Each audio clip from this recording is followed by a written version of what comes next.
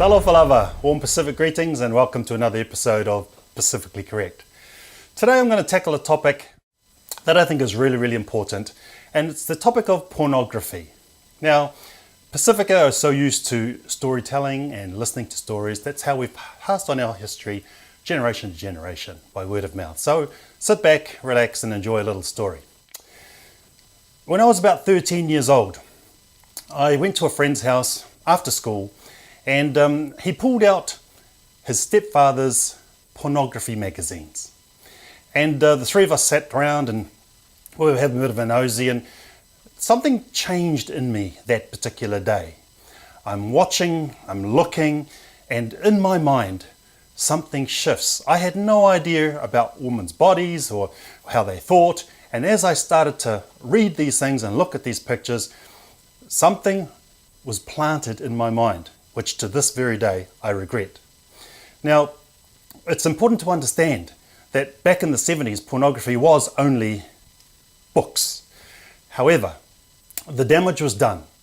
When you watch something, when you listen to something, it's there forever. You actually can't get rid of it. So what I'd like you to do now is just race forward a few years, and I get married at the age of 25. Now, that's when something really happened, because in my fantasy mind, I had all of these ideas of what sex was all about. And then it came to a rude halt when my new wife said to me, no, that's not reality, that's all fantasy stuff. Now, that in itself caused some issues between my wife and I, because I had been looking forward so long to all these weird and wonderful things that I'd read about, but it wasn't reality. So like I said, it created some issues, but I managed to get over it. So remembering that these thoughts were always in my mind, I then had to now introduce self-control. Go another 15 years from that date, and now pornography is on internet.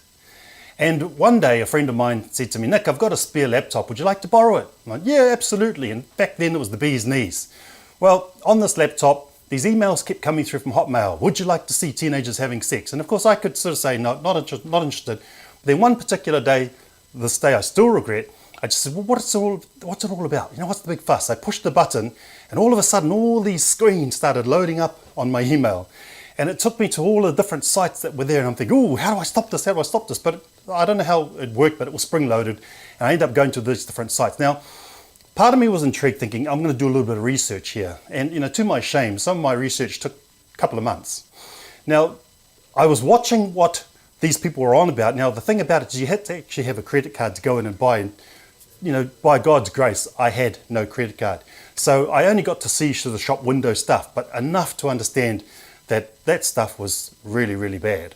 Bad in the fact that with the magazines that I had before, this had transformed into something where violence was part of sex, and there was all sorts of evil stuff that was going on. So I thought to myself, nah, I don't really want to go there. But it came to an abrupt end when my friend wanted his laptop back. So I gave the laptop back, and one day he gives me a ring, says, Nick, can we talk? I pop in to see him. He was giving the laptop to a pastor. The pastor was having trouble with the software, so they went in there and there was this track of all these different sites that I'd been to, and it was one of those please explains. Well, I had to say, look, I'm really sorry. It was curiosity, that killed the cat. But having said that, I decided that was the last time I was ever going to even dream of going down that road.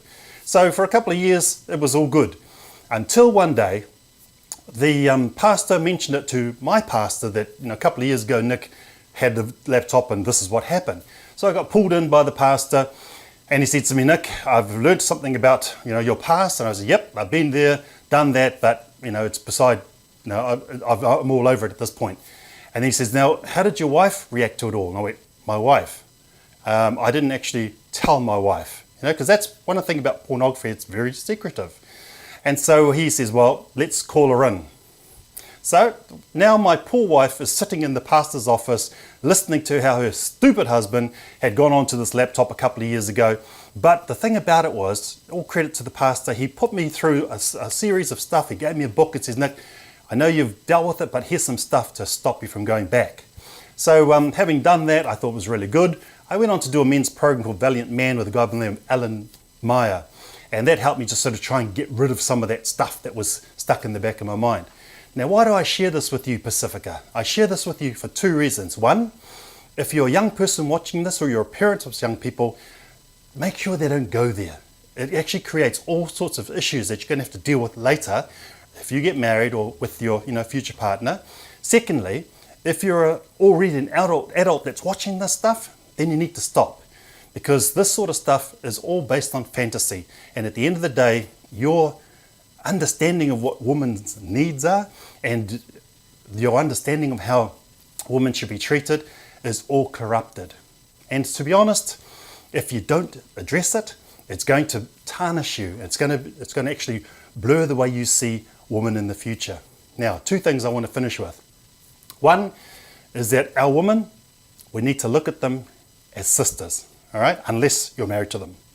And secondly, it's really important to understand too that we have to be taken away from all this sort of stuff. I want to share a quick scripture. In Ephesians chapter 5, verse 11 says this: have nothing to do with the fruits of that darkness, but instead expose it.